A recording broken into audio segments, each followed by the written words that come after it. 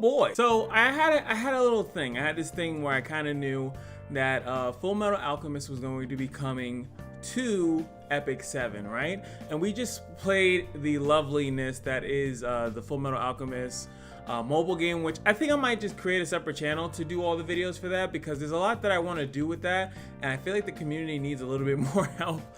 There's not much. Even the wiki is still being uploaded as it is, but I really like that game, and I kind of don't know if I want to like mix and mingle everything with it on this channel. So I want to go over everything, like every little Epic 7 video here, which is the Magical Girl stuff. See, Magical Diane, they dropped a new version of Pavel. They even have a combat video, and then we'll go into these videos. So look like Edward Elric, Roy Mustang. These are like the three. I feel like they're the licensable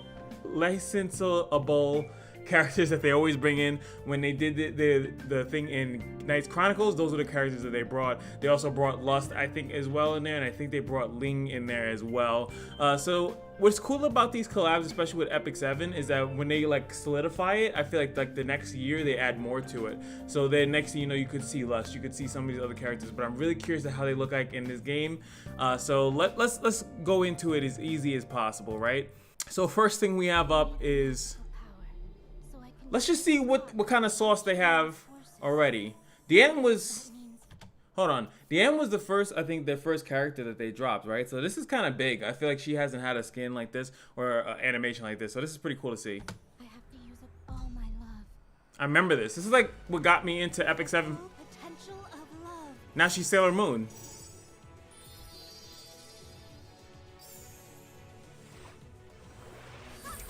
She looks nice.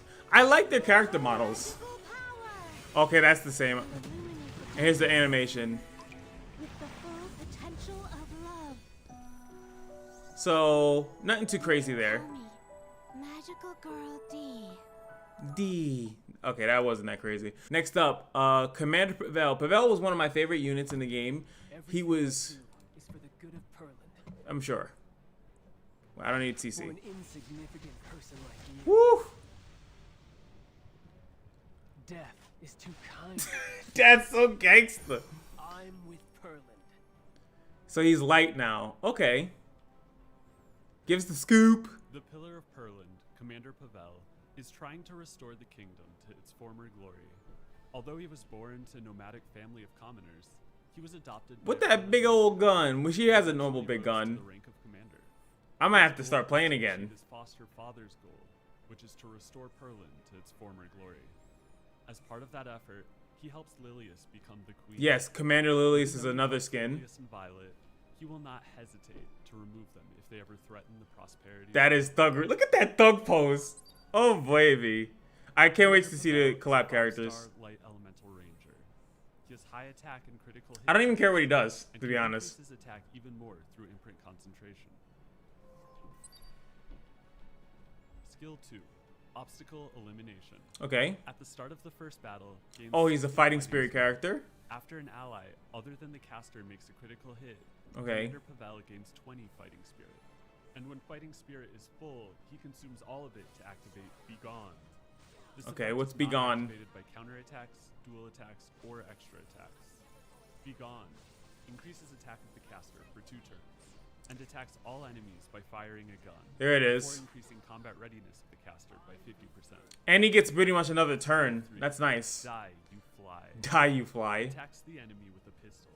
When the enemy is not an elite or boss monster, damage sharing effects are ignored. Okay. When the caster's attack is greater than the target's attack, penetrates the target's defense, with the penetration rate increasing proportional to the difference.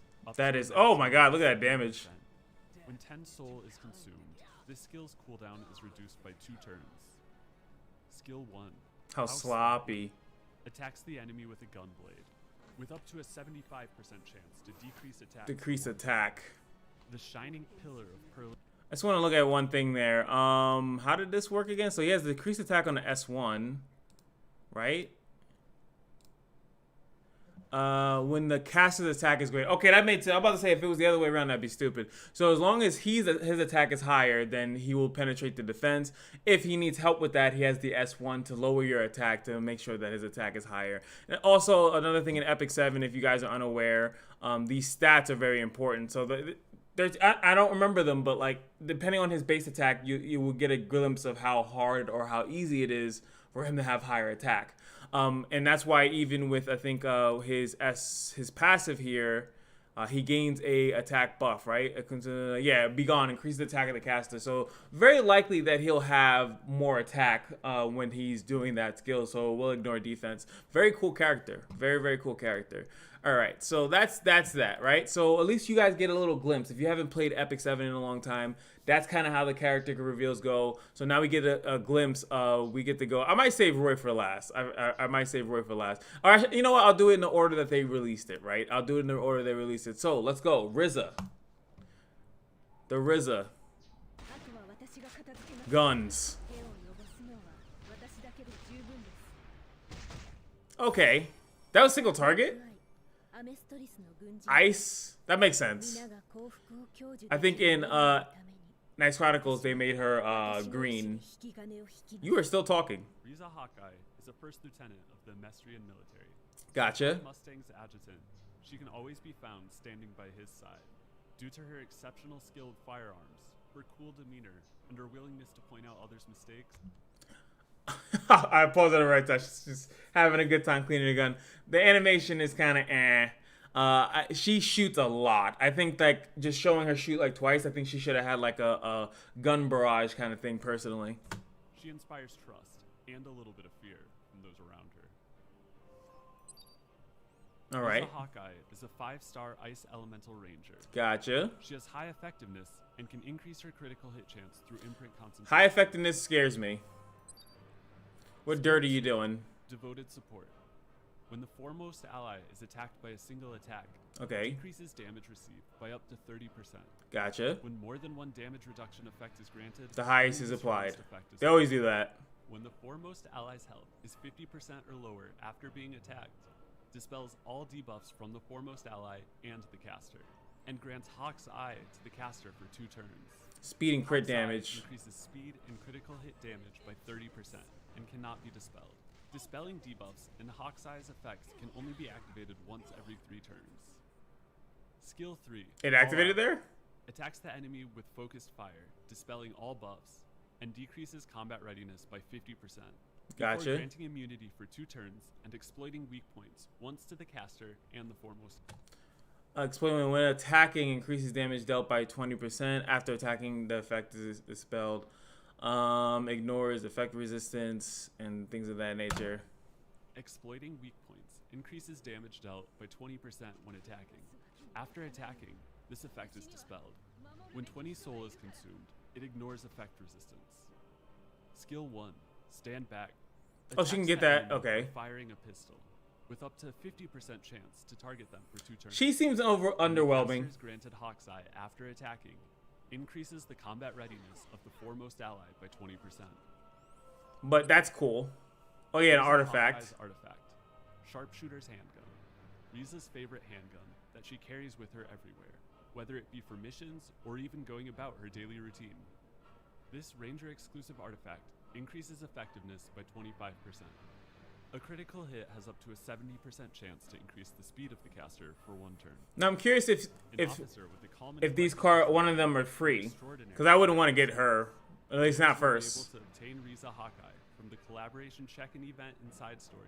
Okay, so starting she's August free. 25th. Okay, so she's free. She is free. She seemed free.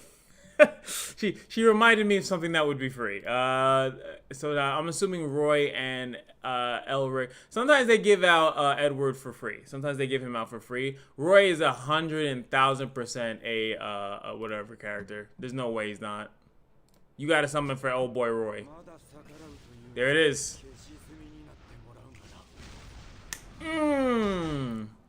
Good. I love it. I want him. Roy Mustang, an officer and a state alchemist with the title Flame. Using a pair of gloves that have transmutation circles sewn into the fabric, he creates a spark. And by manipulating the oxygen in the air, he turns that spark into flames that consume his enemies. He's busted. He's a remarkably competent commander who's on his way to becoming the next Führer of Amestris. Okay, what are we working with? Is a 5-star fire elemental. Just for a quick thing. 1412, remember Pavel, Commander Pavel had 1327. Like, the attack is very important, right? He's obviously going to have burns. He's a fire mage, which makes a lot of sense. He can give attack to everyone or give it to himself. That's funny. He has burns. How does he work with burns? Does he have, how much synergy does he have with burns? Skill 2, Hero of Ishval. At the start of the first So he has fighting spirit too. Fighting spirit and grants Flame Alchemist. When this skill is fully enhanced, damage suffered in one attack does not exceed 51% of max health. Flame Wow. Alchemist is a unique buff You that can't kill him. and attack by 20%. You can't snipe him. Flame Alchemist cannot be dispelled unless attacked by an ice elemental enemy. Skill 3, Scorching Heat.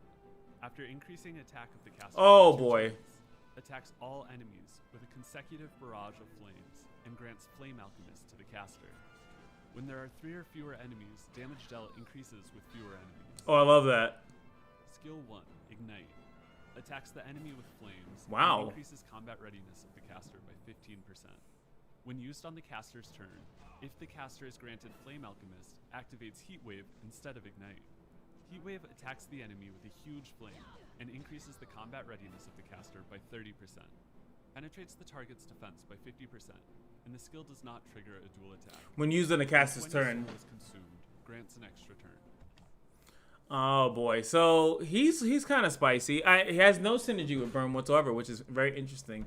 They just made it that he has this combat readiness, he has some penetration, he has a way to keep himself alive, which seems annoying as hell.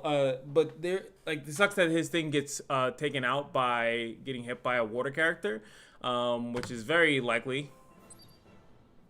And he got an artifact. Things artifact. Ignition Cloth Gloves. Gloves that have transmutation. That's circles some so boring ass artifact. combined with Roy's proficiency in oxygen manipulation alchemy. But some people don't like when the artifact is too good, so. This mage exclusive artifact increases hit chance by up to 20% and attack by up to 40%. I feel like there's better mage artifacts. The Flame Alchemist. Players will be able to meet Roy Mustang in the limited summon starting September 1st. Oh, we got some time. September 1st. I got some time. But I'm assuming that means that Elric is probably most likely he's coming out first. Right? I'm assuming. Alright, so let's finish this up. Wait, oh, sorry. He even has the music. Oh! Talk about the budget.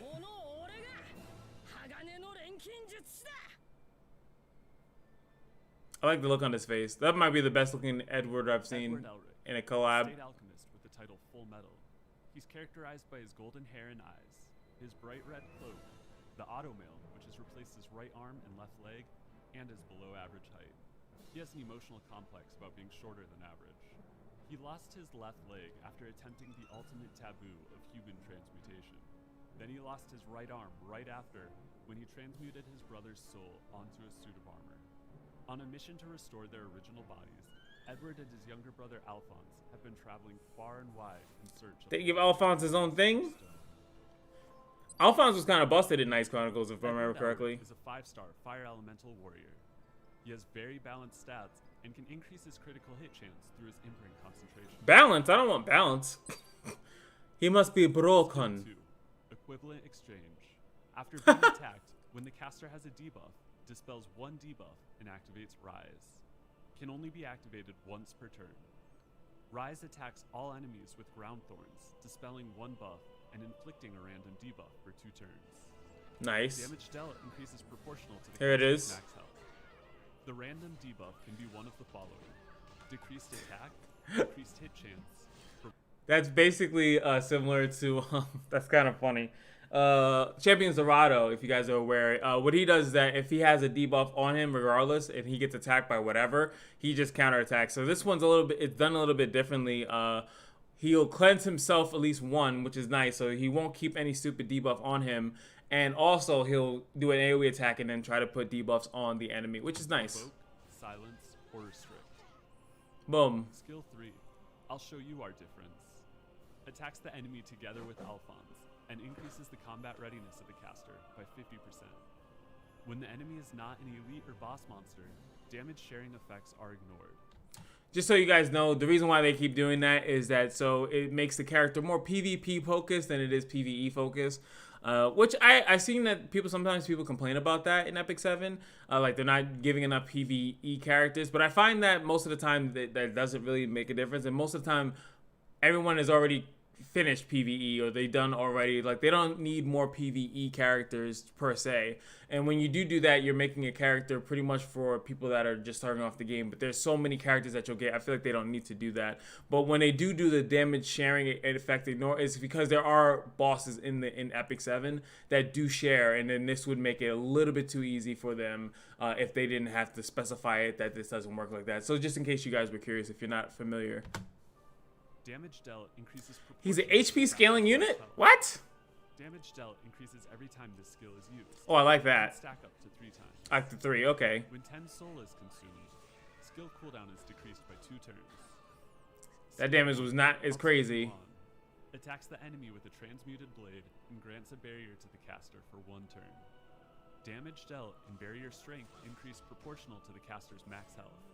You can put that on counter if you wanted to. Edward Elric's artifact. Okay. Full metals automail. The artificial arm and leg that Winry. Now that's a good artifact. This warrior exclusive artifact increases critical hit chance by 10%.